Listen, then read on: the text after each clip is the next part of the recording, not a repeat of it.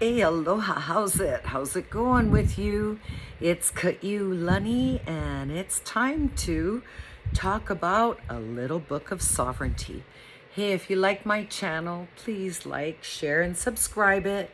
Help me out. I'm trying to get going back with my broadcasting of Songs of Sovereignty, the Kia'i News Network. And you can check that one out on Facebook, Songs of Sovereignty. And also I have a YouTube channel called Songs of Sovereignty.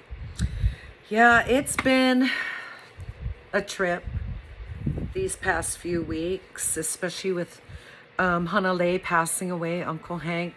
So if you're wondering why I'm bald again, it's because I shaved my head a few days ago and it's starting to grow back. But you know what? It's really liberating. And I found out that actually Hawaiians did that when someone that they really loved passed away. So yeah. Our rights to self-determination. It's a Hawaiian manifesto, and it's really it's a rough read, and it's going to bring up a lot of emotions, and it has for me. Let me know in the comments below if it's brought up any emotions for you. But it's a very easy read. It's just a timeline of everything that went down. If you will recall, in our prior episodes, we have talked about exactly what self-determination is, and it's a determination of one's mind or will by itself toward an object. It's the action of a people in deciding its own form of government. Free determination of statehood postulated as a right. The definition of self-determination as stated by the Oxford English Dictionary. This book, again, you can get it at kuleanaworks.com, and I'll list everything below, all the stuff you want to know. It'll be below in the description, okay? We've discussed how there are two competing narratives in Hawaii. One is Hawaiian, one is American, and there's a good chance that the one most people know bears little resemblance to the truth. We have been having Hawaii 78 go through our heads because this is in the beginning of this book. We recall this song as written by Keala Kelly and how it just really cuts to the heart of us, this song, Hawaii 78, recorded by Brother Is. Instead of freedom, Hawaiians experience layer upon layer of oppressive forces that steadily erode our ways of belonging and knowing what it means to be Hawaiian.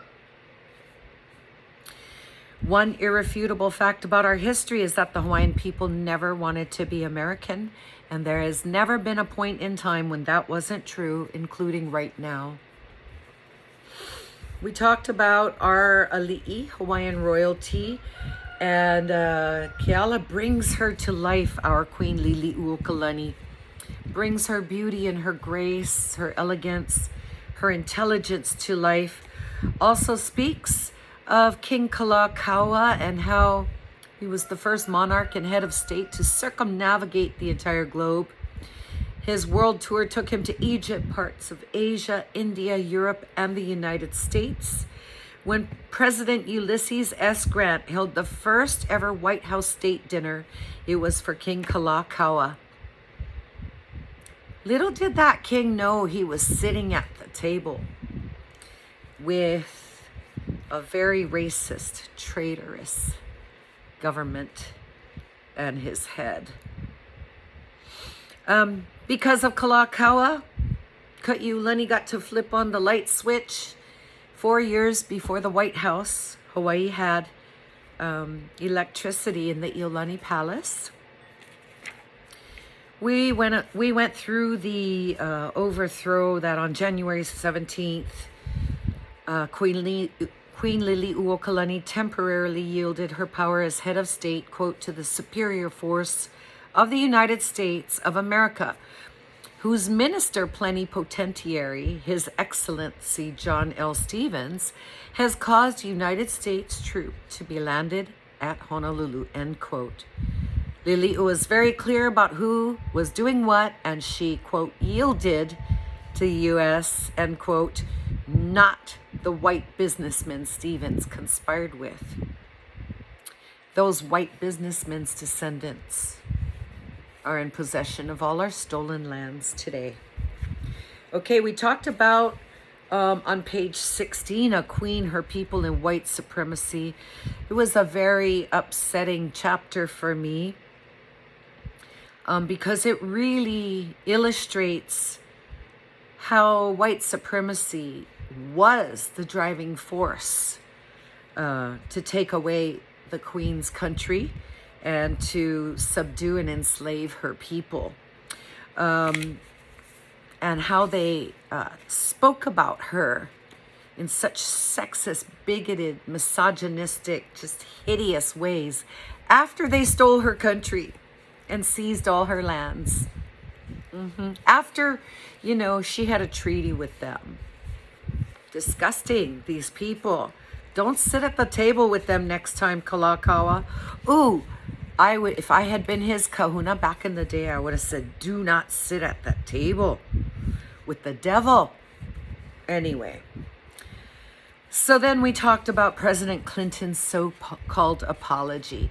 You know the thing about when people apologize, if it's not followed up with like restitution, or if nothing changes, then it's just an apology. It's actually just bullshit, because that's what it was. And actually, in his apology, if you actually read the actual law itself, Public Law 150103, it is a blueprint for our genocide. It sets us up for federal recognition. It's a piece of shit. You'll see. Go check it out. Okay. In this last chapter, we had a rundown of an abbreviated list of laws and policies imposed upon Hawaiians either directly by the U.S. or enabled by the U.S. under international law. These and other efforts add up to an ongoing campaign of ethnocide against Indigenous Hawaiians and an inventory of violations against citizens of a nation state. And I'm going to read these again. In 1893, January 16th, the U.S. Minister, Plenipotentiary, Ambassador to Hawaii, John L. Stevens, orders the U.S. Marines ashore in Honolulu to participate in the coup that ousted Queen Liliuokalani and her government. 1895, the Land Act of 1895 repeals inalienable crown lands. Just took it. 1896, Hawaiian language banned from schools. And you want to know why we still have our language? Because these missionary families, their husbands were horny and they liked the hula. So they allowed us to do hula and dance to our songs and sing our songs. And that's why we still have our language. But couldn't speak it in school. You would get lickings if you spoke Hawaiian language. Beat up. And not to mention all the other things that went on in the schools around that time in 1896. That's a whole nother can of worms. 1898, U.S. Congressional Joint Resolution to annex Hawaii. You hear that? Congressional Joint Resolution to annex Hawaii. You know why that is? There is no treaty of annexation. It exists nowhere except in that cement statue of McKinley where he's holding a piece of paper. It's a lie. 1900, the Hawaiian Organic Act creates the territory of Hawaii. 1921, Hawaiian Homes Commission Act establishes 50% blood quantum rule. Now, in the United States, if you're one drop black, you're black. Asian, same thing. Here in Hawaii, a supposed state of Hawaii, you got to have 50% of the blood to be a Hawaiian. That's some apartheid shit. And in the fake state laws, the guys with 50% get a capital N, and those of us with 49% and under, we get a small n, because we're not really real people. Because it's the 50%ers they got to focus on. They got to focus on breeding them out so eventually they can take all the lands, which they're doing anyway. Okay. Hawaiian Homes Act Commission establishes 50% blood quantum rule in 1921, in 1959 plebiscite vote and admission act to make Hawaii the 50th state. Ugh. The United States files fraudulent plebiscite report with the United Nations. UN removes Hawaii from the list of non-self-governing territories to be decolonized, and in 1978 creation of the Office of Hawaiian Affairs, or as I call it, the Office of Hawaiian Despair.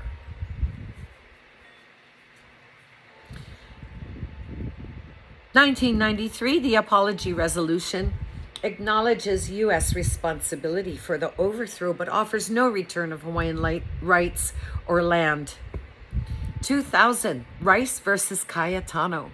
SCOTUS defines Hawaiians as a race, thus invalidating Hawaiian-only voting for OHA trustees. The Native Hawaiian Government Reorganization Act is created, a Kaka bill, to establish a racially defined Native Hawaiian federal tribal entity. Not only was Clinton's apology an utter deviation from the truth of Hawaiian parity with the U.S., it set the stage for permanent entombment of the Hawaiian nation through federal Indian law, parts of which read like the rules for race extermination. A state of Indigenous Hawaiian and the state of Indigenous Hawaiian. In the middle of the 19th century, European colonial expansion, even though Hawaiians were being killed off from diseases that began with Captain Cook's arrival, they established a nation state. Now in the 21st century, our rights to self-determination can be argued in two ways. We are both indigenous with inherent and codified human rights as the first people of the Hawaiian archipelago. And we are citizens of an internationally recognized independent state whose government and leadership were wrongfully and illegally exiled. Our government is illegally exiled, and we people are in exilium. Hank taught me that. The U.S. has been choking and consuming Hawaiian citizenship since 1893 with the same ruthless ambition a python might apply to a full-grown buffalo. However, like a python eating a buffalo, the U.S. can't actually absorb our citizenship. Whenever it does manage to swallow, it just sits there in its belly, undigested. Dr. David Keanu-Sai describes what took place with far less crude imagery, but devastating nonetheless, calling it a kidnapping. Essentially, the U.S. is holding our nation and all the rightful heirs hostage. Like Trask said, we are Hawaiian, not American, and no amount of lying will change that. There is simply no moment in history, be that on paper or undigested in Uncle Sam's gut, when the Hawaiian kingdom's status as a state and the citizenship of its people were dissolved. At no point did anything remotely resembling a majority of Native Hawaiians and other non-Indigenous Hawaiian Kingdom citizens agree to surrender any rights to self-determination or express a desire to become American. In fact, Hawaiians have consistently done the opposite. The clearest example is the Ku'e petitions of 1897. I found my kupuna's names on there. If you get a chance to see the Ku'e petition and go find your kupuna's names on there, please do. It's very empowering to know that, almost all the Hawaiians, maybe 99% of the Hawaiians, did not want statehood and did not want to be American. Okay, back to the Ku'e petition. Signed by nearly every Hawaiian, it was sent to Washington, D.C. to aid Hawaiian Kingdom diplomats in blocking the second and final attempt to bring a treaty of annexation to a vote in Congress. Yet, even with this long history of resistance, the systematic hostile act of indoctrinating Native Hawaiians into being foreigners, American, in our own homeland, though illegal and intellectually sadistic, has proven to be destructive to every facet of Hawaiian life. We have been minoritized, economically and socially marginalized, and forced out of Hawaii. More than 50% diaspora. Over incarcerated, less than 10% of the population. Hawaiians are 40% of Hawaii's incarcerated, thousands of whom are shipped like cargo to private prisons on the continent. Impoverished, more than 50% of the homeless are Hawaiians and have the highest rates of suicide, diabetes, and on and on. As Hawaiian lives have been shortened and made physically and materially wretched, Hawaiian identity and culture have been cannibalized and reconstructed as the background props to white and Asian people's fantasies. Pre-coronavirus, more than 10 million tourists descended on this tiny place annually. And now, because of the pandemic, a new wave of wealthy American settlers have sent property values sky high, steadily pushing rents beyond the reach of the underemployed working class Hawaiians and non-Hawaiians too. The entire American system of thought and economy strip mines our land and culture for all the greenbacks that can be gleaned. Not one aspect of who we are or our ability to function as a nation is unharmed. Hawaiians are dominated in every conceivable way by the violence of the occupier's system and the settlers it was built for. Everything about the American presence here uses what defines us as Hawaiians for the tourism, real estate, and military industries. All of these profit-driven enterprises rely on the standard practice of desecrating Hawaiian burials and sacred sites, a subject we'll get to shortly. Suffice it to say, every legal maneuver against us is the furtherance of what the overthrow intended to accomplish. Termination of our rights to our land and our sovereignty. And I'm going to add termination to us. The book is Our Rights to Self-Determination, a Hawaiian Manifesto by Ann Keala Kelly. I hope you'll get the book. And please let me know what you're thinking in the comments. Please like, share, and subscribe. Share these links for me. Please, please, please help me get back on the road to the broadcast of Songs of Sovereignty, the Kia'i News Network. I'll put everything in the links below. The description, all the links will go in the description below. And you have a great day.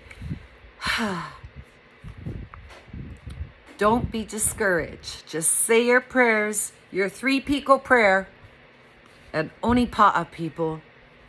Keep on the fight. Aloha.